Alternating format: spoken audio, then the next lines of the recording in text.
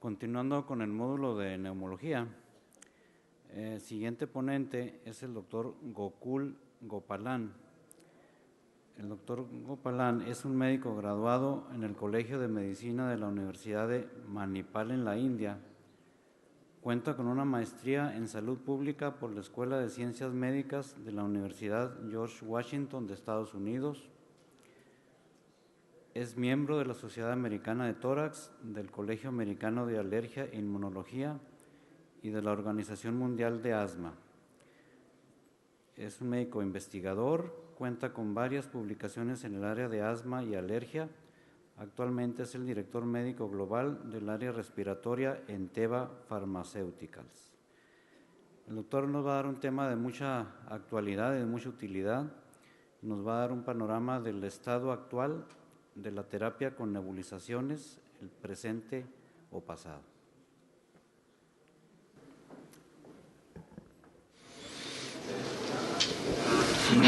Buenos días.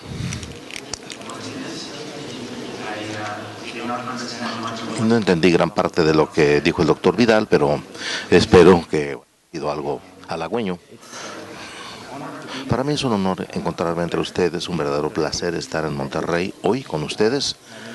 Yo soy Gokul Gopalan, soy médico, soy investigador clínico en cuestiones de asma, alergia, inmunología en Teva Pharmaceuticals. Tengo un título de médico en medicina interna y he hecho investigación clínica durante 13 años a la fecha para diferentes instituciones y ahora con Teva Pharmaceuticals. Hoy es un día importante en Monterrey. Claro que el Congreso Nacional de Pediatría está teniendo lugar en este momento. Entiendo también que esta noche va a haber un partido de fútbol entre dos equipos de la ciudad de Monterrey y creo que el ganador va a ser el Monterrey. Como quiera que lo vean, va a ganar Monterrey. Y en tercer lugar, es importante también para Teva Pharmaceuticals, porque Teva Pharmaceuticals es una empresa farmacéutica global con sede en Israel. Hemos estado en el campo de las enfermedades respiratorias durante los últimos 7 u 8 años, en particular en los Estados Unidos, en Europa, y ahora estamos expandiendo nuestras operaciones a otras regiones, empezando con México, para pasar a los demás países en América Latina, por lo que una vez más agradecemos verdaderamente esa atención que nos brindan y deseamos ofrecerles a los pediatras los medicamentos que necesitan para sus pacientes.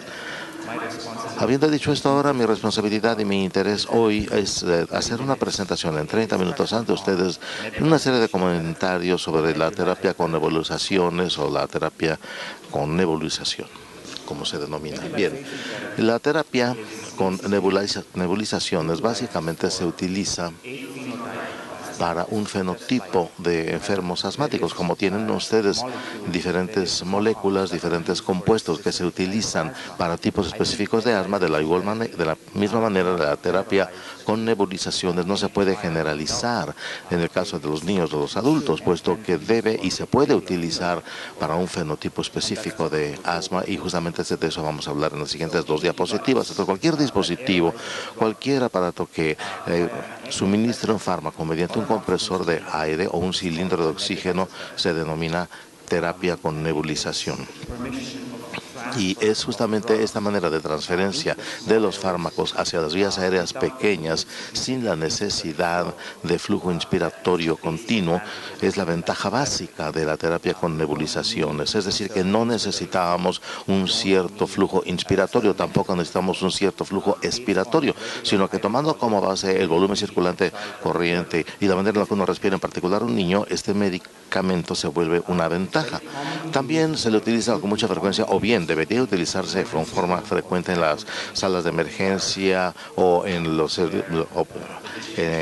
quirófanos donde los médicos ven a los niños o a los ancianos con síndromes de sufrimiento respiratorio o padecimientos respiratorios agudos, y también es adecuado para los niños o para las personas que en forma efectiva no pueden hacer uso de un dispositivo en aerosol, ya sea un inhalador o una inhalocámara o un inhalador de polvo seco.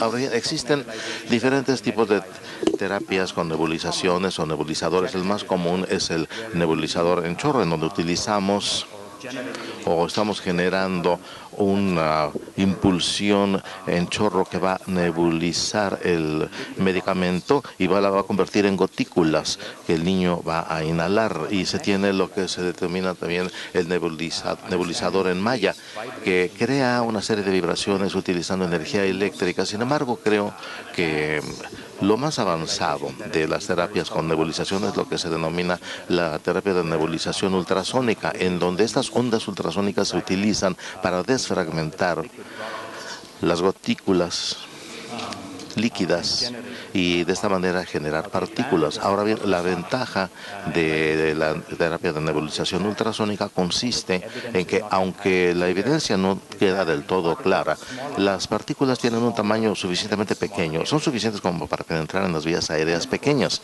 y, claro, también hace menos ruido. Bien, entonces ahí tenemos en este diagrama los diferentes aparatos o dispositivos para inhalar medicamentos para las vías respiratorias. Podemos empezar con los de polvo seco y, por ejemplo, tenemos el Turbihaler, los dispositivos de este tipo que básicamente utilizan una partícula pequeña, un polvo seco. Después tenemos un inhalador de dosis mínima. Ustedes saben que es un dispositivo presurizado. Después tenemos una amplia gama de los inhaladores de dosis medidas que incluyen algunos de los medicamentos para control de asma, al igual que los medicamentos de rescate. Y después llegamos, ahí lo pueden ver, los SMIs, los denominamos Soft Mist Inhalers, inhaladores de niebla suave como Convivent, o Respimex, que vienen como justamente un SMI. Y después terminamos con los nebulizadores. Entonces, ¿por qué utilizamos un nebulizador? ¿Cuál es la ventaja de un nebulizador? Bueno, una terapia por nebulización no depende de la destreza particular de uno. Hay personas que tienen dificultades para hacer tareas múltiples, para bombear, para inhalar. Entonces, esto no toma en cuenta este efecto. O sea, no tenemos este problema. Hay personas, los ancianos y los muy jóvenes, tienen también problemas cognitivos o discapacidades. No van a poder tal vez entender las instrucciones que se les dan. Y a veces también la terapia de nebulización exacerba el asma, por lo que las personas tienden a creer, sí, tengo asma, es un padecimiento grave, por eso es que tengo esta máscara o este tubo. Entonces esto como que, en particular a un niño o a los padres del niño, les da un valor adicional y es de esperar que pueda mejorar el apego al medicamento. Otras ventajas en el uso de un nebulizador. Como antes dije, la coordinación no es un requisito en absoluto. Es efectivo con la respiración de una persona, de un niño, que sea una persona con EPOC severo, en donde las FEV1 están en el rango del 30%. Y también en forma efectiva administrar dosis altas de un fármaco. La modificación de dosis también es posible. Es libre de CFC o de este compuesto, y también siempre se puede agregar oxígeno suplementario cuando es necesario, porque como verán ustedes, hay veces en que una administración excesiva de albuterol, por ejemplo, puede llevar a algún problema de sufrimiento respiratorio, porque es muy fácil agregar oxígeno suplementario hacia las vías aéreas con la misma unidad. Y hablamos también ya del nebulizador ultrasónico, sus ventajas, que son niveles bajos de ruido, al igual que el potencial para suministrar partículas pequeñas. Entonces, ¿cuáles son esos fenotipos que mencionábamos que se van a beneficiar de la terapia con nebulizaciones? Los pacientes muy jóvenes, ya han visto ustedes en todas las guías que demuestran el uso de la terapia con nebulizadores en la actualidad. Ciertamente les voy a mostrar algunas de ellas que han preconizado este uso para las personas cuya única formulación, o mejor dicho, la única forma de terapia aprobada hasta los últimos 2 años ha sido la terapia con nebulizaciones. También cuando estamos hablando de pacientes con asma severa persistente crónica, aunque no es lo ideal, pero sí creo que los polvos secos y los dispositivos de aerosol suaves se pueden utilizar, son buenos, se pueden utilizar en grupos de pacientes jóvenes con la terapia de nebulización. Y también creo algo muy importante, las personas que sencillamente no pueden respirar, los niños que se encuentran en el borde limítrofe del estatus asmáticos, o el anciano que ha tenido EPOC durante muchos años o que tiene una broncoconstricción en exceso. Es un problema llevar aire a sus pulmones. También la destreza deficiente que ocurre en muchos de los ancianos, también en los pacientes jóvenes, y existen personas que sencillamente no son capaces de utilizar ningún otro dispositivo. Hablaremos de los pacientes de EPOC, y yo creo que algo que también no se ha escrito mucho en la literatura, algo que efectivamente constituye una ventaja de esta forma de terapia, es el hecho de utilizar la terapia con nebulización en los niños que de hecho están experimentando en ese momento una exacerbación de asma en el estado de control, digamos en el quirófano o en urgencias. Entonces, en esta diapositiva hablan de las guías, y ya les mostré las guías de los Estados Unidos, de la Asociación del Instituto Nacional de Sangre, Corazón y Pulmones, donde hablan de los diferentes métodos de suministro y los grupos etarios. Lo que ven ustedes aquí es que estos nebulizadores de volúmenes pequeños se utilizan hasta los 2 años de edad, y después aparece una serie de inhaladores de dosis medida que se indican desde los 5 años y los 4 años en adelante. Entonces, efectivamente, incluso los estudios que se han generado con los dispositivos que administran aerosol solo empiezan, pero a los 4 años de edad. Por ejemplo, hicimos un estudio clínico hace muchos años para mometasona, para el inhalador de mometasona, un inhalador de polvo seco, y resultó tan difícil tratar de que se aprobara. Fue muy difícil hacer que los niños inhalaran un polvo seco que prácticamente tuvimos que suspender ese estudio clínico, y mejor dijimos de los 4 años en adelante, por lo que entendemos que sí es extremadamente difícil tener una indicación hasta un grupo de edad de 2 años aproximadamente, o sea, bajar esa indicación hasta ese nivel etario. Entonces, ¿qué más nos sugieren las guías en cuanto a la terapia con nebulizaciones? Sí, efectivamente no es necesariamente un dispositivo de preferencia, eso lo entendemos. Sin embargo, siempre es un dispositivo alterno en cualquier grupo etario que ustedes consideren en cuanto al asma infantil. O sea, si ven ustedes a los niños de 4 años y por debajo de esa edad, no es la alternativa de preferencia. Para los 6 años ya tenemos una dosis medida con presión. Si vemos de 6 años en adelante, tenemos el polvo seco, porque los niños ya tienen la edad suficiente como para entender que necesitan inspirar. O sea, ya pasamos hacia el polvo seco conforme el niño llega a los 6 años, pero aún así nunca se excluye un nebulizador. Entonces, siempre es una terapia que va a estar ahí. Ahora bien, la nebulización, esa terapia de nebulización también se le puede utilizar en casos de asma grave, asma severa. Sin embargo, yo lo restringiría para el uso, o mejor, no lo restringiría, pero creo que su uso principalmente sería óptimo en personas o en niños que tengan asma severa o moderada, pero que de hecho se presenten en sus consultorios o en urgencias con una exacerbación. Porque la regla práctica y la regla de indicación es que los polvos secos y las dosis medidas serían suficientes para las personas que no tienen una exacerbación y estamos tratando de controlar nada más su asma. Entonces no voy a entrar en demasiado detalle en esta diapositiva, pero es importante que entendamos cuáles son las diferentes guías y qué nos dicen en cuanto a la terapia con nebulizaciones. La iniciativa global sobre enfermedad pulmonar obstructiva habla para los pacientes que tienen una hiperinsuflación severa y en consecuencia podrían tener un flujo inspiratorio bajo, pudieran tener ventajas teóricas en utilizar la terapia con nebulización. Las diferentes guías hablan de esto. O sea, lo que estoy tratando de presentar ante ustedes es el hecho de que existe un fenotipo. O sea, hay pacientes que sí requieren, no todos, pero sí hay pacientes que lo requieren y esto se basa evidentemente en evidencia. Entonces, esta diapositiva se refiere al lugar en donde la terapia con nebulización deberá utilizarse y cómo se tiene que utilizar. O sea que estamos hablando de en una situación de crisis, en una persona que tiene una exacerbación o bien que está exacerbando. Tenemos aquí tres situaciones. Uno, las personas que se encuentran en urgencias o personas que tal vez han sido dadas de alta de urgencias y están en casa. Y después tenemos a las personas que todavía no han llegado al hospital o tienen que llegar todavía al hospital y se les está transportando hacia el hospital. Entonces es importante que los médicos, las ambulancias, los paramédicos que cuenten con un equipo de nebulización disponible donde quiera que se encuentren para poder ayudar a las personas que se encuentran en algún tipo de sufrimiento respiratorio.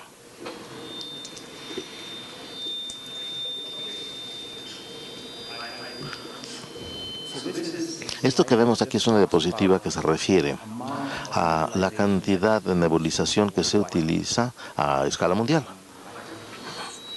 Tengo tres categorías. Una de ellas que es en amarillo, es en Estados Unidos, en el Reino Unido en verde y el resto, no, en la unidad europea, perdón, en verde y el resto del mundo. Ven ustedes que hay algunos datos de Brasil, Rusia, Turquía, que constituyen este estudio el resto del mundo. Entonces verán ustedes que hay muchísimas terapias de nebulización por hiperapio salbuterol que se utilizan en los Estados Unidos, mucho tipo de nebulización que se utiliza en Estados Unidos y en Europa y el resto del mundo también. Creo que siempre debemos estar conscientes de que la razón por la que existe tanta terapia con nebulización que se utiliza en los Estados Unidos en particular se debe a que se puede suministrar a través de un servicio de asistencia en el hogar. Se llama por teléfono y tenemos la prescripción y se envía toda la unidad a casa. Entonces, ya sea que lo utilicen o no, no lo sabemos,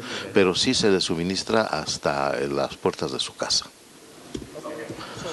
Muy bien, entonces hablamos ya sobre la nebulización o los nebulizadores. Es importante que entendamos otro concepto dentro de la misma familia que se denomina la tecnología de nebulización con pasos estables. Cualquier medicamento que ofrezca unas precauciones asépticas que se tenga que utilizar un proceso automático determina la formación o la contracción, el rellenado de un frasco. En el proceso se denomina entonces una tecnología SteadyNet. Pueden ustedes básicamente colocar cualquier medicamento en esta tecnología SteadyNet y la terapia de nebulización en esta tecnología también. Y se trata de un proceso patentado muy similar a cuando se infla el vidrio. Si ven ustedes los sopladores de vidrio, cómo trabajan, así funciona esta tecnología y así se ha diseñado.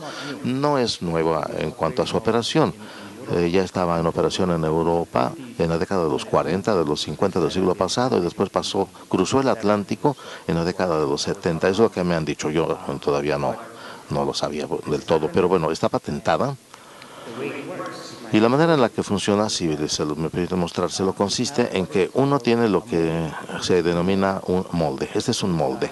Dentro de ese molde se inyecta lo que sería una resina de polietileno a través de lo que se denomina un presor. Una vez que se inyecta la resina adopta la forma del molde sin pegarse a las paredes del molde. Una vez que se ha terminado este proceso, a través de un tubo se agrega el medicamento. Una vez que este medicamento ya se ha agregado, se retira el tubo y el sello termina todo el proceso. Una vez que ya se ha hecho el sellado, el molde se retira, ya tenemos el SteadyPack. listo para usar. Como antes dije, pueden ustedes combinar productos o pueden también determinar qué tanta cantidad requieren de un medicamento en un frasco o en un paquete, y esto sencillamente nos ofrece una oportunidad para poder suministrar a los niños y a los ancianos una oportunidad para tener una probabilidad menor de infección. Todos sabemos, y es importante entender por qué esta tecnología SteadyNet y esa tecnología de nebulización se han utilizado, aunque no hay ninguna evidencia de que la cantidad de fármaco entregada a los pulmones varía entre 30, 40 o 50%. Mucho de este material se queda pegado en los tubos, eso lo entendemos, y hay una posibilidad también muy alta de infecciones, Pseudomonas aeruginosa, mucha infección por estafilococo, gran positivos aerobios, se pueden presentar en el proceso de transmisión desde el dispositivo en sí a través de la inhalación hacia el pulmón, por lo que esto nos da una oportunidad adicional de evitar las infecciones, en especial si se trata de hipertropium salmeterol en el anciano que ya tiene las vías aéreas comprometidas. Entonces, las ventajas de esta tecnología SteadyNet es que uno puede preservar la esterilidad del medicamento. Pueden ustedes fabricar dosis unitarias y pueden decidir qué tanto quieren del medicamento. Entonces vamos ahora a pasar algunos datos relacionados con la terapia con nebulización para asma y EPOC. No voy a entrar en demasiado detalle, pero sí es importante que entendamos que existe un grupo muy grande de medicamentos que se ofrecen a través ya sea de la nebulización o de la tecnología SteadyNet, incluyendo los antibióticos, tobramicina, por ejemplo, que se utiliza para el tratamiento de fibrosis quística, y también es un antibiótico pulmonar y se ofrece a través de esta tecnología de SteadyNet. Pero el medicamento más común que se administra son justamente los betagonistas de acción corta, ya sea en combinación con hipertropium o por sí solos, claro, también budesonida en suspensión. Entonces, en relación con los productos SteadyNet, tenemos Aerocial de SteadyNet, es budesonida, muy similar a budesonida, está patentada en esta tecnología SteadyNet para los pacientes con asma bronquial. La dosis de Aerocial es muy estándar en cuanto a cómo se prescribe los corticosteroides. En los pacientes leves o las personas que han estado utilizando únicamente broncodilatadores, esta es la dosis. Si tienen ustedes un paciente moderado que ha estado anteriormente con corticosteroides inhalados, tienen esta otra dosis. Pero si tienen un caso severo, una persona que ha estado con corticosteroides orales, esa es la dosis. Entonces, evidentemente hay mucha ciencia que lo respalda, imita el suministro de aerosol en cuanto a la evidencia y la investigación. En consecuencia, las guías se caracterizan tomando como base terapias medicamentosas anteriores. Y también es muy importante entender que empezamos con un volumen alto, se controla al individuo, después se va titulando hacia abajo en la dosis mejor disponible, la que mejor convenga. Esta fue uno de los estudios pioneros que se realizó un alergólogo, Dale Shapiro, a finales de la década de los 90 del siglo pasado, que básicamente justifica el uso de la suspensión de budesonida a través de la terapia con nebulización. Hay dos puntos de fortaleza. Aquí tenemos estas dos dosis contra el placebo, en donde estamos viendo el paciente con asma tradicional y los objetivos clínicos para asma tradicional. La función pulmonar se mide mediante FEV1, síntomas de asma mediante el estudio nocturno o diurno. En este caso son síntomas nocturnos. Ustedes como pediatras y yo como internistas, el asma se presenta principalmente en un niño que siempre tiene síntomas en la noche, que siempre a medianoche nos aterroriza, o a los padres o a los médicos, con esas exacerbaciones. Es algo muy perturbador. Entonces, el objetivo clínico principal fue los síntomas nocturnos. Entonces, ya hemos hablado sobre budesonida contra placebo. Hemos entendido que, claro, debe ser mejor. Sin embargo, aquí tenemos algunos hechos o evidencias interesantes sobre budesonida mediante la suspensión nebulizada. Ven ustedes este estudio que se hizo en el Reino Unido, como en 46 niños entre las edades de 8 y 16, que habían tenido una exacerbación, que habían llegado al quirófano, y en ese momento se les aleatorizó, ya sea para permanecer con budesonida o bien empezar con budesonida o bien con prednisona oral durante 24 horas. Entonces se monitorizaron a los niños o bien a la profesora pediátrica durante 24 horas y se vio que el cambio definitivo en FEV1 a lo largo de estas 24 horas.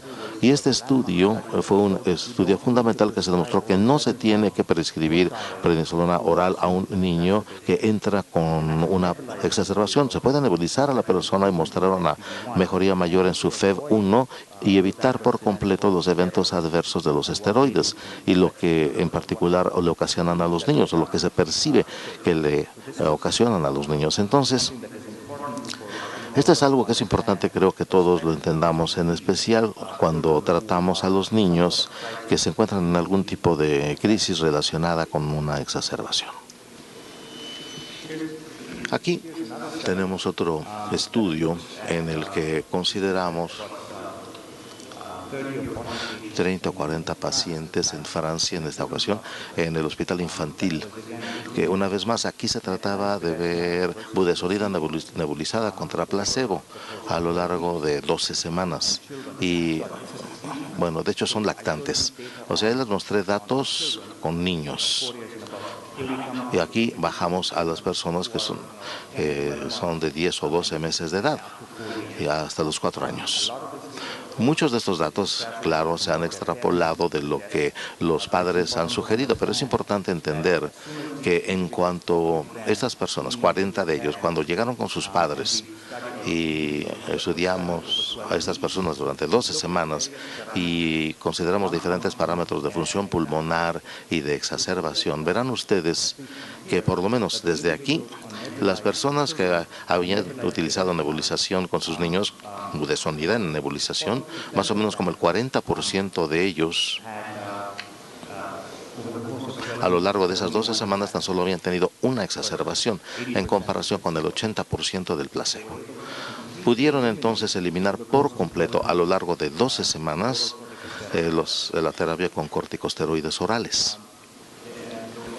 Hubo como un 50% de esos niños, de los 46, como 20 niños, básicamente no tenían exacerbación durante el periodo de medicamentación. Ven ustedes la evidencia sistemática entre los adultos, o mejor dicho, de este grupo etario. El más joven, de 10 meses hasta los 4 años, podemos darnos cuenta en un subconjunto de pacientes asmáticos en el que tienen exacerbación y que se presentan a urgencias, hasta cierto punto podemos eliminar el uso de prednisolona oral, número 1, y número 2, podemos demostrar un periodo libre de síntomas de 12 semanas. Conforme a estos diferentes parámetros.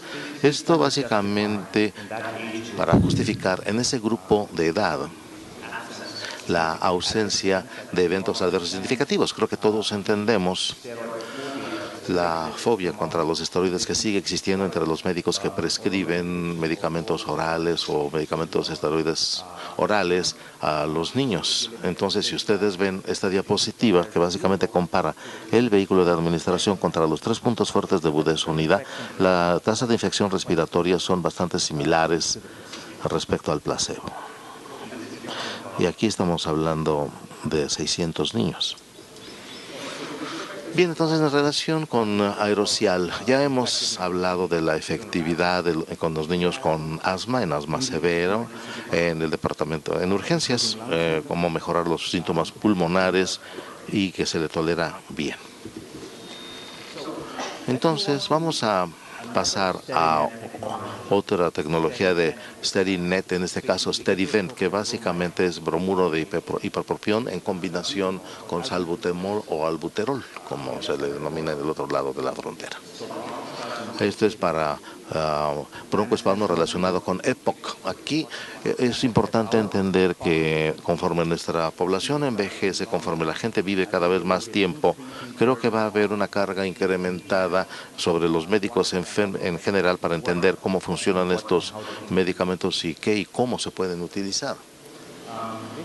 Esto que vemos aquí básicamente justifica el hecho del nombre combinado, albuterol o salbutamol con iperatropium, que es mejor que considerar los componentes individuales. Entonces, es, digamos, la regla de combinación básica sugerida por la FDA de los Estados Unidos. La FDA sugiere que si su combinación no muestra ninguna mejoría a lo largo de los diferentes comparadores individuales, que no se tiene un producto. Entonces, esto fue un estudio que se realizó para justificar que efectivamente esta combinación sí tiene ventajas medidas, en este caso, conforme a FEV1 a lo largo del primer día. Claro que estamos tratando de ver la nebulización y tratamos de incrementar la broncodilatación en el día 1, por lo que en amarillo tenemos el producto combinado y los dos productos individuales están en verde y en morado. No quiero dedicar demasiado tiempo en esto porque no es tan pertinente. Sin embargo, sí es importante entender que a lo largo de 85 días, la combinación medida en el día 1 y medida también en el día 29 y en el día 57, al igual que en el último día, en el 85, en forma sistemática nos muestra una mejoría continua en respecto al medicamento de combinación. Esto es en cerca de 602 pacientes con EPOC en los Estados Unidos cuando se considera los cambios de FEV1. Una vez más, los eventos adversos en realidad no son algo que creo que tengamos que destacar. Sin embargo, sí es importante que entendamos que la población etaria es muy sensible. Sin embargo, una vez más, si ven ustedes los eventos adversos con albuterol, si ven ustedes los eventos adversos individuales con hiperatropio y después en combinación, no creo que haya nada digno de escribir a casa, como se dice. Entonces, con cuanto a Sterivent, es importante entender que las combinaciones más efectiva que los contribuyentes individuales y que es efectiva en EPOC, en status asthmaticus, en ED, para mejorar la función pulmonar. Entonces, he tratado de buscar todo lo que podían encontrar para demostrar la preferencia de los pacientes. No hay muchísima información.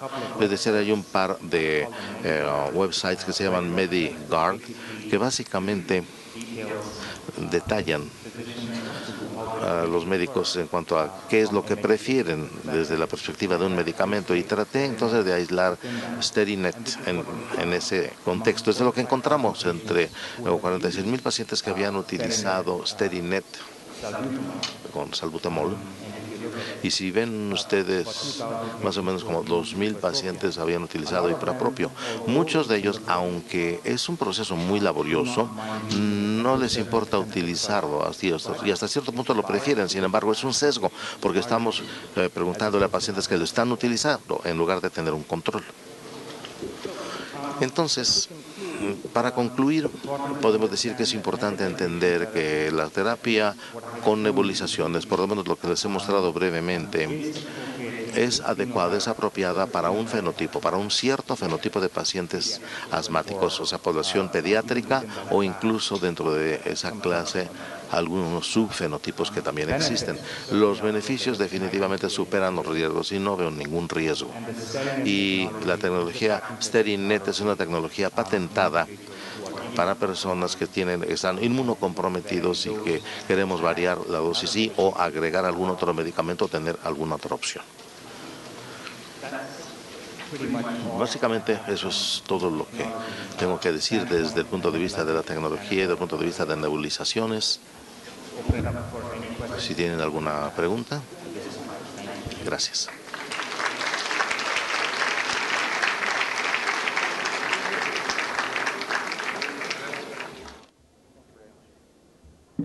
Le entregamos, doctor, a nombre de la Confederación Nacional de Pediatría de México, la constancia como profesor al doctor Gokul Golupal.